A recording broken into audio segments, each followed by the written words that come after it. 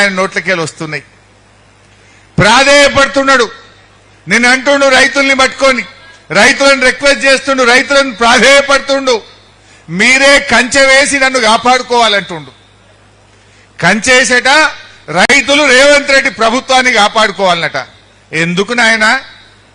రైతులను మోసం చేసినందుక, రైతులను అడుగడుగునా వంచినందుక, రైతు డిక్లరేషన్ లో ఒక్కటి కూడా అమలు చేయనందుకు నిన్ను కంచె వేసి కాపాడుకోవాలన్నా రేవంత్ రెడ్డి అని నేను అడుగుతా ఉన్నా. ఏం చేసినావు రైతుల కోసం? కరోనా వచ్చినా, కష్టం వచ్చినా, పెద్ద నోట్ల రద్దు జరిగినా, ఆర్థిక ఇబ్బంది ఉన్నా కేసీఆర్ గారు క్రమం తప్పకుండా రైతు బంద్ వేసిండు, రైతుల్ని కాపాడుకున్నాడు. నువ్వేం చేసినావని రైతుల్ని కంచేసి కాపాడుకోవాలి? 3 సార్లు రైతు బంధు 30,000 కోట్లు ఎగబెట్టినందుకు నిన్ను కంచె వేసి కాపాడుకోవాలనా? యాసంగి పంట బోనస్ ను బోగస్ చేసినందుకు నిన్ను కంచె వేసి కాపాడుకోవాలనా? కేసీఆర్ హయాంలో ఆటో డ్రైవర్ చెప్తే ఇంటికాడ ఎరువులు వచ్చినాయి, ఇలా యాప్లు పెట్టి చెప్పులు లైన్లో పెట్టించి యూరియా కోసం రైతుల్ని గోసబెట్టినందుకు కంచె వేసి నిన్ను కాపాడుకోవాలా? ఏం చేసినావు నువ్వు? ఇలా 24 గంటల కరెంటును 10 గంటలకు తెచ్చి కరెంటు సరిగా ఇవ్వక, నీళ్ళు ఇవ్వక రైతుల్ని ఇబ్బంది పెట్టినందుకు కంచె వేసి కాపాడుకోవాలనా? నిన్న భూముల ధరలు పెంచినావు, రేపో మాపో మళ్ళా భూమికి పన్ను వేస్తాడట. భూమికి పన్నులేస్తా, భూముల రిజిస్ట్రేషన్ వాల్యూ పెంచుతా అని ఇలా ధరలు పెంచి రైతుల దగ్గర డబ్బులు వసూళ్లు చేసినందుకు నిన్ను కంచె వేసి కాపాడుకోవాలనా? అసలు నువ్వు చేసిందేంది? రైతులకు చేసిన ఒక్క మంచి పని చెప్పు. ఇలా కేసీఆర్ గారు రైతు బీమా పేరిట రైతులకు కొండంత ధైర్యాన్ని ఇచ్చిండు. ఇవాళ రైతు బీమా 6 నెలలైంది ఆగిపోయి. రాష్ట్రంలో చనిపోయిన 7,600 మంది రైతు బిడ్డలకు బీమా డబ్బులు అందకుండా ఆగం చేసినందుకు నిన్ను కంచె వేసి కాపాడుకోవాలనా? దేనికోసం కాపాడాలి? నిన్ను కంచె వేసి కాపాడు కాదు, కాగడాలు పట్టుకొని నిన్ను తరిమే రోజులు దగ్గరలో ఉన్నాయి మిస్టర్ రేవంత్ రెడ్డి. రైతులందరూ కాగడాలు బట్టి తరుముతారు బిడ్డ నిన్ను. ఇలా అన్ని మోసాలే చేసినావు. అరే రైతులకు 5 కిలోల తరుగు లేకుండా కరీంనగర్ లేనని వడ్లు కొన్నారే, జేబు దొంగల లెక్క, జేబులు కత్తిరించటం లెక్క ఇలా రైతులకు క్వింటల్కు 5 కిలోల తరుగు పెట్టి రైతుల బతుకులు ఆగం చేసినందుకు నిన్ను కంచె వేసి కాపాడతారా? దేనికోసం కాపాడతారు? ఇలా రైతులకు బాగా అర్థమైంది రేవంత్ రెడ్డి. నువ్వు ఎంత ప్రాధేయపడ్డా, నువ్వు ఎన్ని రకాలుగా మాయ మాటలు చెప్పినా నిన్ను నమ్మే పరిస్థితి లేదు. ఎప్పుడైతే దేవుడు మీద, మా వేములవాడ రాజరాజేశ్వర స్వామి మీద ఒట్టుబెట్టి రైతు రుణమాఫీ విషయంలో మాట తప్పినవో ఆ రోజే నీ పని అయిపోయింది. దేవుడి మీద, రాజరాజేశ్వర స్వామి మీద ఒట్టుబెట్టి మాట తప్పినోని మన రాజరాజేశ్వర స్వామి క్షమిస్తాడా? అయిపోయింది నీ పని, అదే రోజు అయిపోయింది. దేవుణ్ణే మోసం చేసినావు నువ్వు.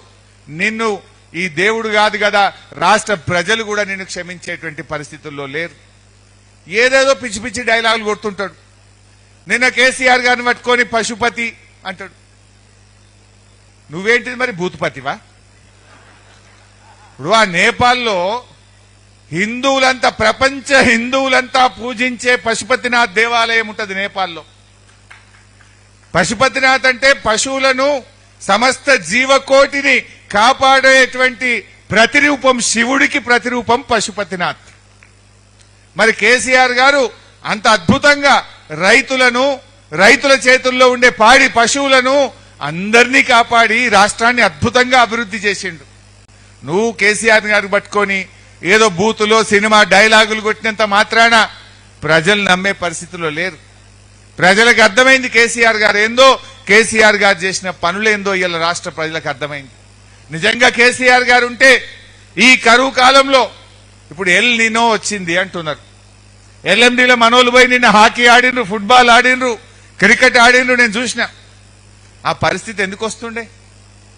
ఇలా ప్రపంచవ్యాప్తంగా ఎల్ నినో వచ్చింది. కాలం కాదు, వర్షాలు పడై కరువు వస్తుంది అని చెప్తా ఉన్నారు. అందుకే కేసీఆర్ గారు దూరదృష్టితోని కరువు వచ్చినా, కాలం కాకపోయినా పక్కా నీళ్లుండే మేడిగడ్డ నుంచి కాళేశ్వరం ప్రాజెక్టును రూపకల్పన చేసింది. ఇలా కాళేశ్వరం అంటే మీ అందరికి తెలుసు, కరీంనగర్ వాళ్ళకైతే మనకు బాగా తెలుసు. కాళేశ్వరం అంటే 3 బ్యారేజీలు, 18 రిజర్వాయర్లు, 17 పంప్ హౌజులు, 203 కిలోమీటర్ల గ్రావిటీ టనల్లు, 1500 కిలోమీటర్ల గ్రావిటీ కెనాల్లు, సబ్స్టేషన్లు, ఇవన్నీ కలిపితే కాళేశ్వరం. అన్ని బాగున్నాయి కదా. ఇలా ఆ కాళేశ్వరం గొప్పదనం ఏంటంటే దాన్ని 3 భాగాలుగా వాడుకుంటాం. మంచిగా కాలమైందనుకో, మంచి వర్షాలు పడ్డాయి అనుకో, మనం మిడ్ మానేర్ నుంచి మాత్రమే మోటార్లు ఆన్ చేసి కాళేశ్వరం నడిపించుకుంటాం. సగం సగం కాలమైందనుకో, ఎల్లంపల్లి దగ్గర మోటార్లు ఆన్ చేసి కాళేశ్వరం నడిపించుకుంటాం. ఎక్కడ కాలం కాలే కరువు పడ్డది అనుకో, గప్పుడు మేడిగడ్డ కాడ మోటార్లు ఆన్ చేసి నడిపించుకుంటాం. పోయిన 2 ఏళ్లు కాలం మంచిగా అయింది. రేవంత్ రెడ్డి అంటాడే కాళేశ్వరం లేకపోయినా పంటలు పండినాయి అంటాడు. కాళేశ్వరం లేకపోతే అడికెళ్ళి పండుతాయి. పోయిన 2 ఏళ్లు కాలం మంచిగా అయింది. ఎల్లంపల్లికెళ్ళే మోటార్లు ఆన్ చేసినాం, మిడ్ మానేర్కెళ్ళే మోటార్లు ఆన్ చేసినాం, బ్రహ్మాండంగా పంటలు పండినాయి. మా సుంకె రవిశంకర్ గారు ఉన్నారు. ఇలా ప్యాకేజ్ 8 లక్ష్మీ పంప్ హౌస్ ఎక్కడుంది? రవిశంకర్ గారి కాన్స్టిట్యున్సీ చొప్పదండిలో ఉంటది. ప్యాకేజ్ 8 లో మోటార్లు ఆన్ చేస్తేనే కదా వరద కాలువలో నీళ్లు పోయి బంగారం పంటలు పండినాయి. కాళేశ్వరం మోటార్లు ఎల్లంపల్లిలో ఆన్ చేస్తేనే కదా మిడ్ మానేర్లోకి నీళ్లు వచ్చినాయి, మిడ్ మానేర్లో నుంచి ఎల్ఎండిలోకి నీళ్లు వచ్చినాయి.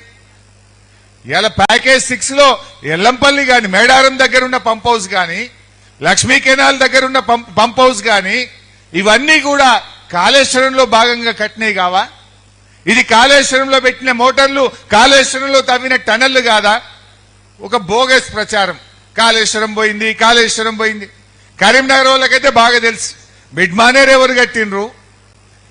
Package 6, package 8 Medaram pump house, లక్ష్మీకి పంప్ హౌస్ ఎవరు కట్టినరో తెలియదా? అవన్నీ కాళేశ్వరంలో భాగం కాదా? పోయిన 2 ఏళ్ళు ఏమైందంటే మంచిగా కాలమైంది కనుక మిడ్ మానేర్ నుంచి మోటార్లు నడిపినాం, ఎల్లంపల్లి నుంచి మోటార్లు నడిపి కాళేశ్వరం నీళ్లు బారినాయి. మా రసమై బాలకృష్ణ గారు ఉన్నారు. అనంతగిరి రిజర్వాయర్ అది కాళేశ్వరంలో కట్టింది కాదా? అనంతగిరి కింద వేలాది ఎకరాలకు వందలాది చెరువులు నింపుతున్నామంటే అది కాళేశ్వరంలో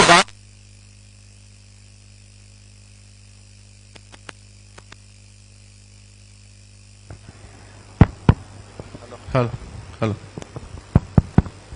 ఇవాళ అనంతగిరి రిజర్వాయర్ తోడ సౌండ్ పెంచిన బాబు. అనంతగిరి రిజర్వాయర్